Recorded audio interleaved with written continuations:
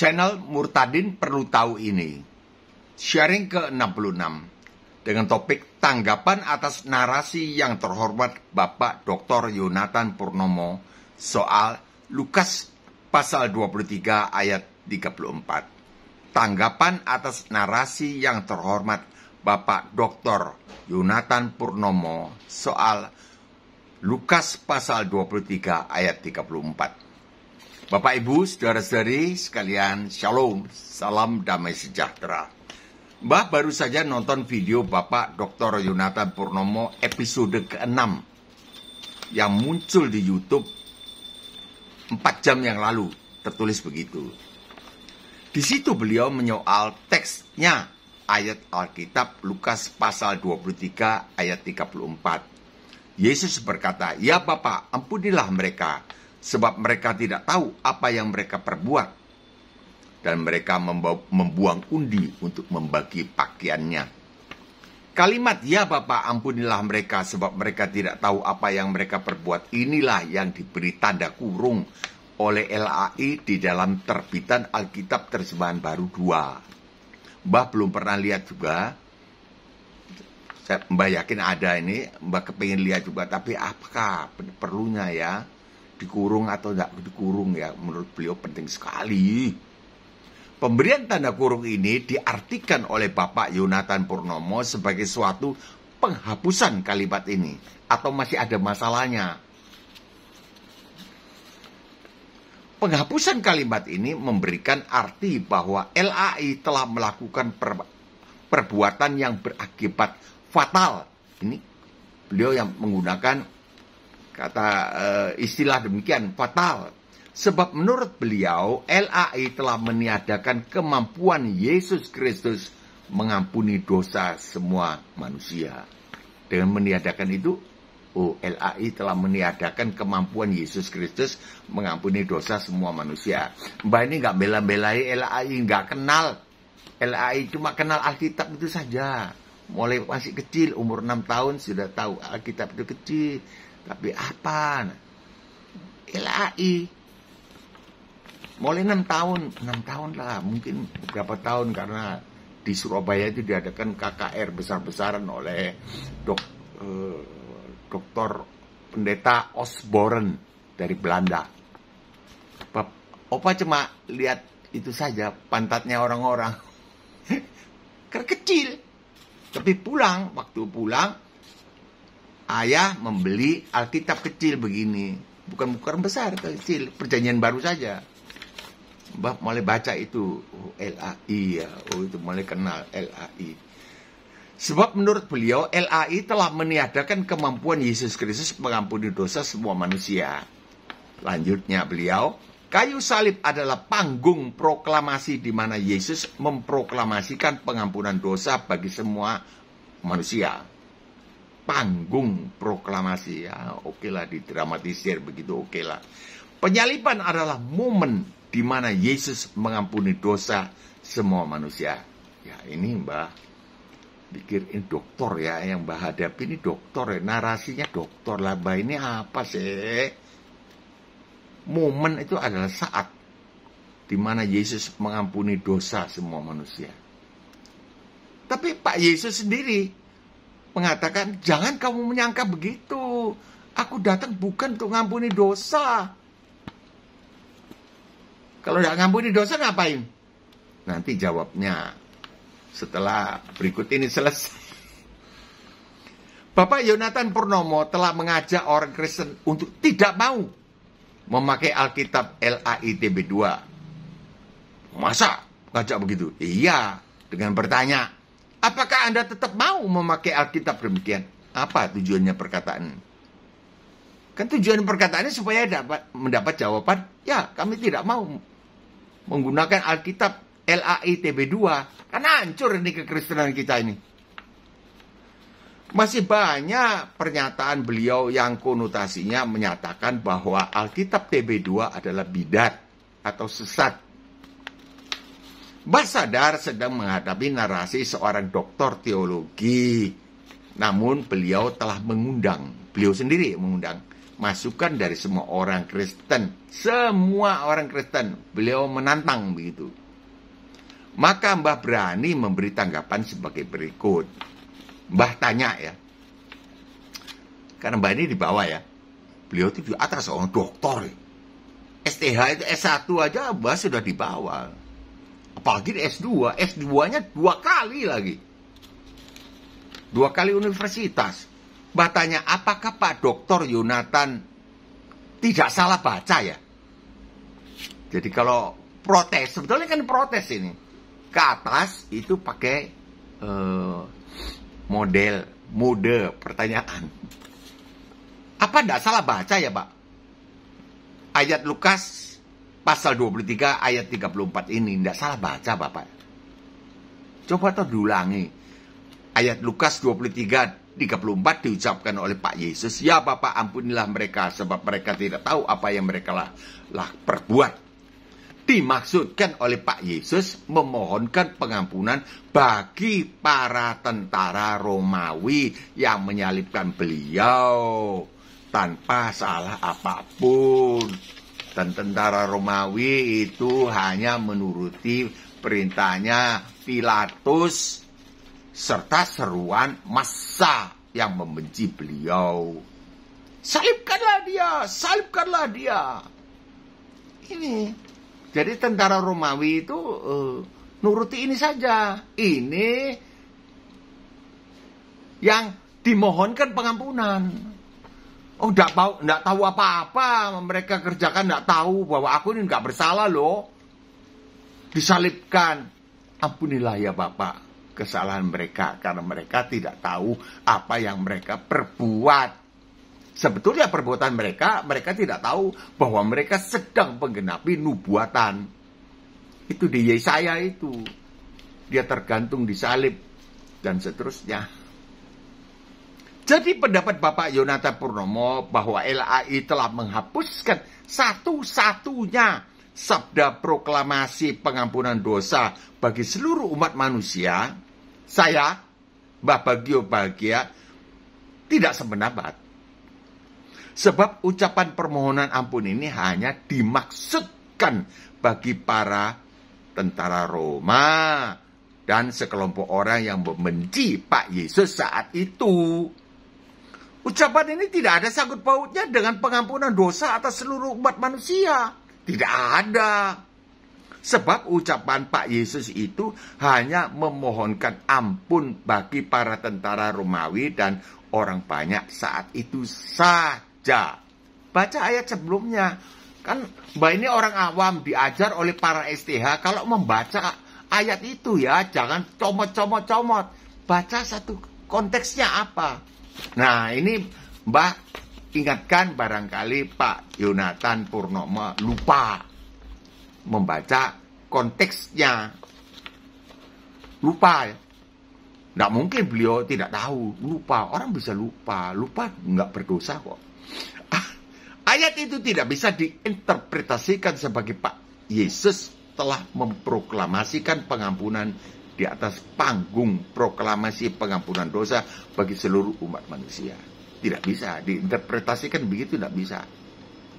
Sebab, sekali lagi, ucapan itu hanya ditujukan kepada para tentara Romawi dan sekelompok orang yang menyalibkan Pak Yesus.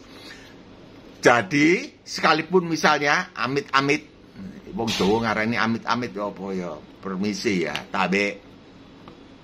Ayat ini kita hapuskan dari Alkitab. Jangan sampai kita lakukan ini. Saya berbicara demikian di dalam konteks menuntun pikiran Pak Dr. Yonatan Purnomo dan kita sekalian mencocokkan. Maka Alkitab tidak akan kehilangan momen pengampunan dosa bagi seluruh umat manusia yang Pak Doktor maksudkan itu. Tidak, walaupun dihapuskan misalnya. Sebab tidak ada hubungannya. Tidak ada hubungannya dengan keselamatan seluruh umat manusia, tidak ada. Sebab, ini sebabnya. Sebab Pak Yesus memproklamirkan keselamatan bagi seluruh umat manusia. Memproklamirkan keselamatan. Bukan memproklamirkan pengampunan, bukan. Yesus tidak mengampuni. Kalau mengampuni berarti beliau tidak kudus. Itu masalahnya. Yang tidak kudus bukan Allah. Kalau yang bukan Allah, apa namanya? Ya pakai tantan itu. Sebab Pak Yesus memproklamirkan keselamatan bagi seluruh umat manusia. Ketika beliau menyerahkan nyawanya di atas kayu salib. Menyerahkan nyawanya di Yohanes 19 ayat 30. Sesudah Yesus meminum anggur asam itu, berkatalah ia, sudah selesai. Apakah berteriak, sudah selesai? Mbak tidak tahu. Apakah? Sebab ditulis, berkatalah ia, sudah selesai. Mbak tidak yakin kalau yang kedua ini. Pasti berseru. Karena ini masalah penting. Di dalam terjemahan LAI tahun 2000, bukan terjemahan ya, Alkitab terbitan 1952 tidak ditulis sudah selesai, melainkan sudah genap. Tentu berseru, berteriak begitu. Tapi ditulis memang, mungkin Pak Yonatan Purnomo nanti akan memperbaikinya atau bagaimana lah Alkitab Biblikos ini. Berserulah ia, sudah selesai. Mungkin begitu ya. Ya, mana-mana lah. Lalu ia menundukkan kepalanya dan menyerahkan nyawanya. Inilah proklamasi beliau. Pak Yesus itu sudah kujalani. Sudah genap. Apanya genap? Nanti kita bahas. Ini tertulis di Alkitab saya terbitan LAI 2002. Tahun 2002. Ada tulisannya gitu. LAI 2002. Karena Pak Dokter berapi-api menyatakan bahwa Lukas pasal 23 ayat 34. Ya Bapak, ampunilah mereka sebab mereka tidak tahu apa yang mereka perbuat. Adalah satu-satunya panggung proklamasi pengampunan dosa bagi seluruh umat manusia. Itu saja satu-satunya. Kalau dihilangkan, celakanya. LAI telah menghapuskan ini. Nah ini istilah-istilah ini kan menyerang. Padahal di disclaimer, butir 2 tidak menyerang. Biblikos tidak menyerang. Webinar ini tidak menyerang salah satu badan atau lembaga tertentu. Ini kan nyerang. Masa nggak nyerang? Satu-satunya panggung proklamasi pengampunan dosa bagi seluruh umat manusia. Tentunya pendapat ini didasari oleh Alkitab Biblikos yang Pak Dokter terjemahkan. Dasarnya kan itu. Ini cuma satu ini. Mbak juga heran, seperti apa ya Alkitab Biblikos ini? Katanya kanon, ineransi, istilahnya. Mbak ini ya orang sederhana saja, tapi soal praktek bisa belajar dari Mbak. Bisa diyakini kebenarannya. Kalau saya teori itu bahasa ini, bahasa itu nggak tahu. Paling bahasa Inggris sedikit. Tentunya pendapat ini didasari oleh Alkitab Biblikos yang Pak Dokter terjemahkan. Apakah ayat Yohanes 19:30 ini Pak Dokter terjemahkan berbeda dengan LAI? Atau ayat ini justru oleh Pak Dokter dihapuskan, telah dihapuskan sehingga beliau sendiri kehilangan datanya. Mengatakan bahwa Lukas pasal 23 ayat 34 itu satu-satunya. Itu proklamasi Pak Yesus memproklamirkan keselamatan, memproklamirkan pengampunan dosa atas seluruh umat manusia. Karena itu yang beliau tahu, yang lain nggak tahu. Berarti sudah dihapuskan. Barangkali loh, barang dikali bisa hanyut, perlu dicek. Dan perlu klarifikasi dari Pak Dokter. Dihapus nggak Pak Dokter? Karena Pak Dokter tidak tahu bahwa proklamasi keselamatan umat manusia itu diserukan pada saat Pak Yesus berkata, sudah selesai. Berkata, sudah selesai. Atau sudah genap. Tidak. Menurut Mbah ya, perasaan, rasa. Sudah genap. Sudah selesai. Begitu. Tapi ditulis di Alkitab berkatalah iya. Ya, berkata ya cuma, ya wis rampung, sudah selesai. Pak Mi, ya itu gitu saja. Tapi kalau menurut Mbah, perasaan sudah selesai. Lalu menyerahkan nyawanya. Dari profil pribadi, Mbah perhatikan bahwa Pak Yonatan Purnomo memperoleh gelar doktor dengan predikat lulus terbaik dari 2 universitas di dalam negeri. 2 kali doktornya. Di Surabaya dan 1 lagi entah di kota apa begitu. Tapi numpang tanya ya Pak Dokter. Dulu Pak Dokter sewaktu kuliah menggunakan Alkitab apa ya? Kok sekarang kok menyerang Alkitabnya LAI?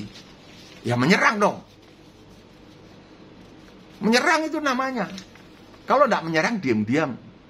LAI, kok salah. Menurut sekretaris Pak Yonatan, sudah dilakukan 4 atau 5 tahun yang lampau.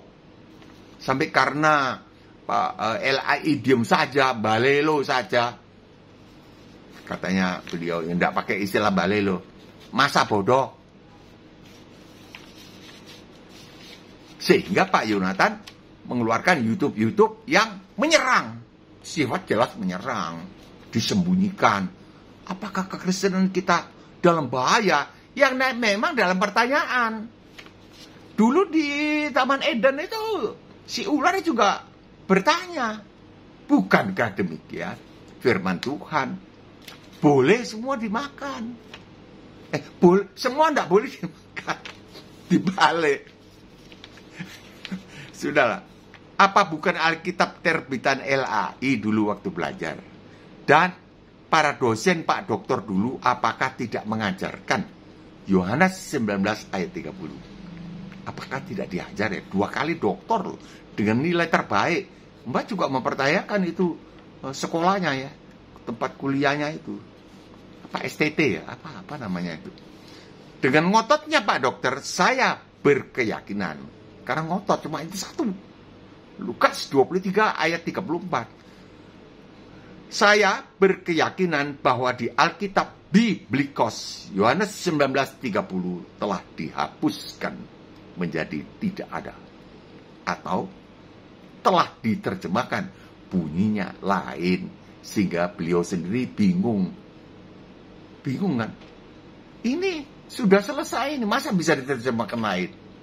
Kalau diterjemahkan lain, ya Mbak kepingin belajar. Diterjemahkan seperti apa ya bunyinya ya? Yang kanon, yang ineransi, apa? Atau bunyinya lain. Mohon konfirmasi, tulis ya Pak Dokter. Mohon konfirmasi. Ini serius ini.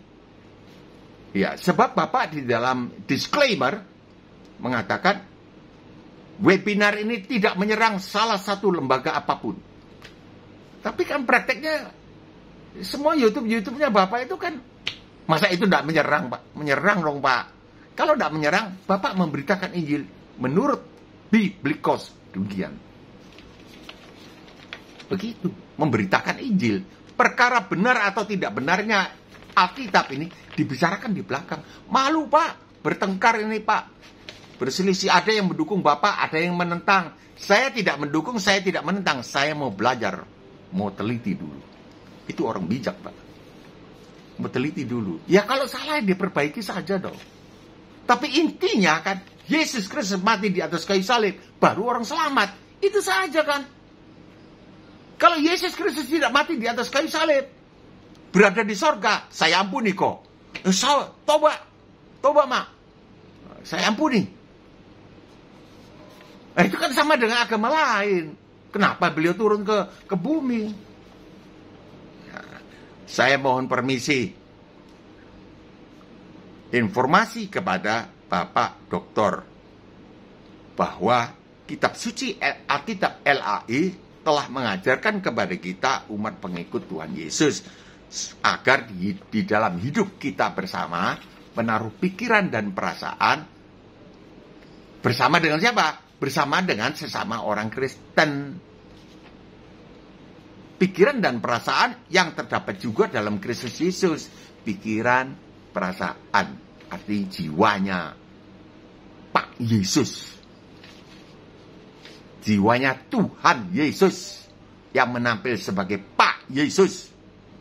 Jiwanya seperti apa? Kita disuruh niru, menaruh pikiran dan perasaan. Situ dicomot, taruh sini. Situ perasaan, taruh sini.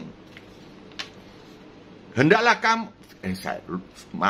Filipi 2 ayat 5. Hendaklah kamu dalam hidupmu bersama siapa? Bersama orang Kristen. Ini tulisannya Rasul Paulus.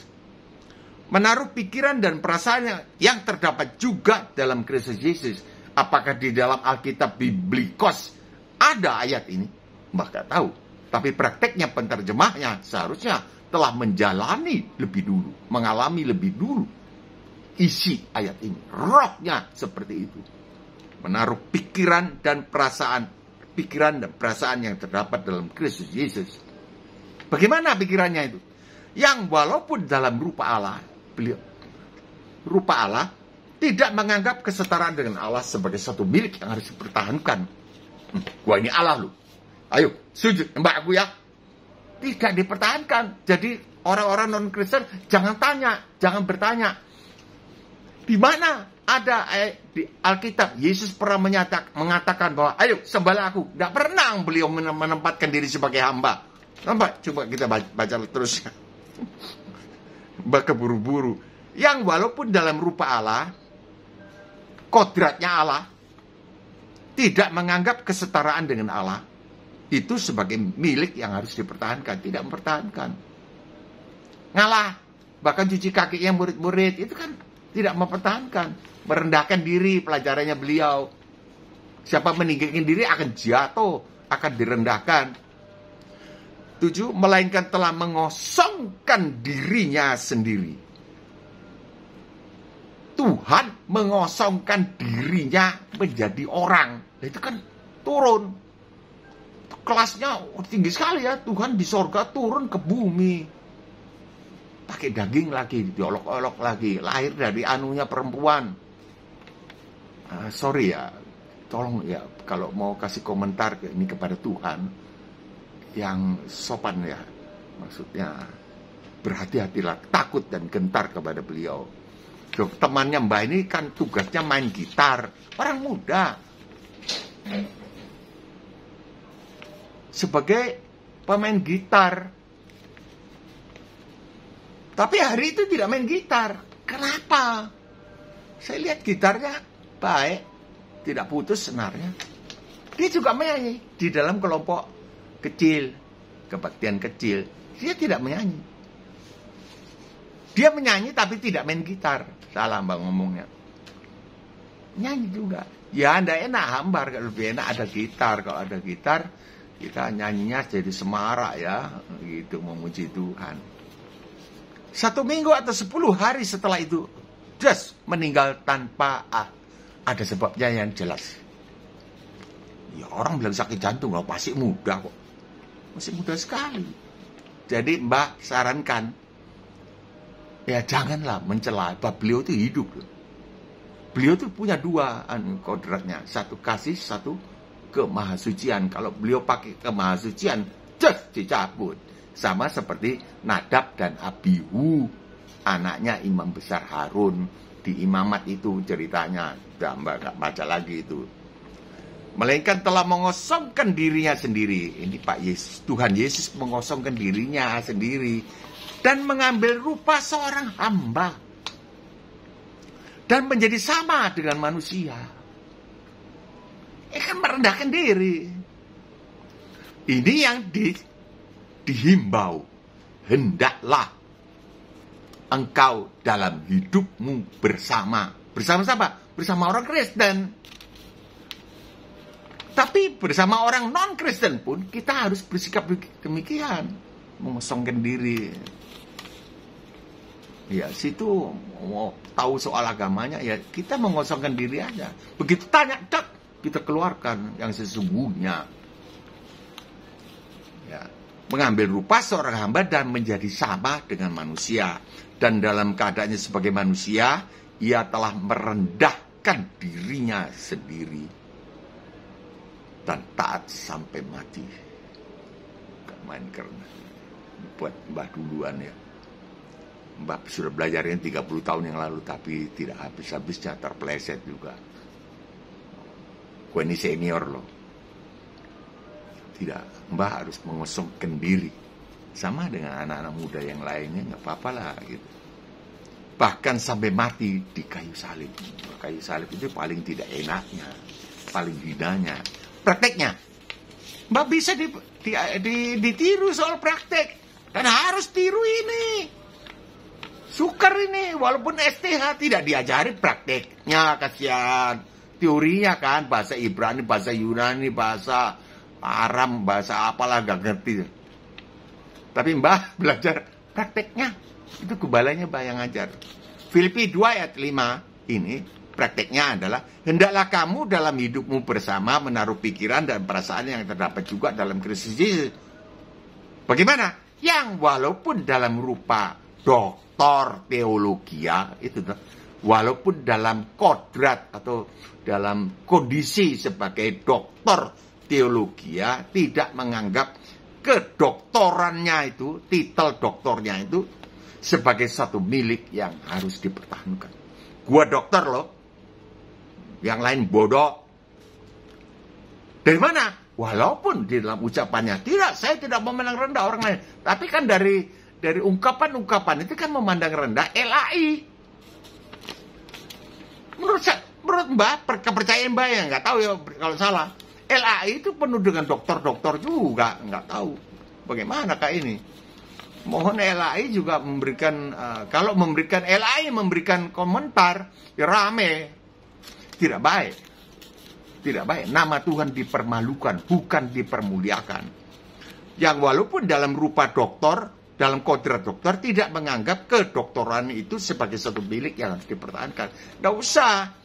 Melainkan telah mengosong diri sendiri. Ini kan niru pikiran dan perasaan yang terdapat dalam Kristus Yesus. Mengosongkan diri sendiri dan mengambil rupa seorang awam. Gitu. Jadi nampaknya manis. Walaupun dalamnya dokter, rupanya saja awam. Dalamnya dokter. Jadi bisa menjadi berkat. Kalau begini kan tidak menjadi berkat. Dari buahnya lah kita bisa mengetahui pohonnya, kan begitu.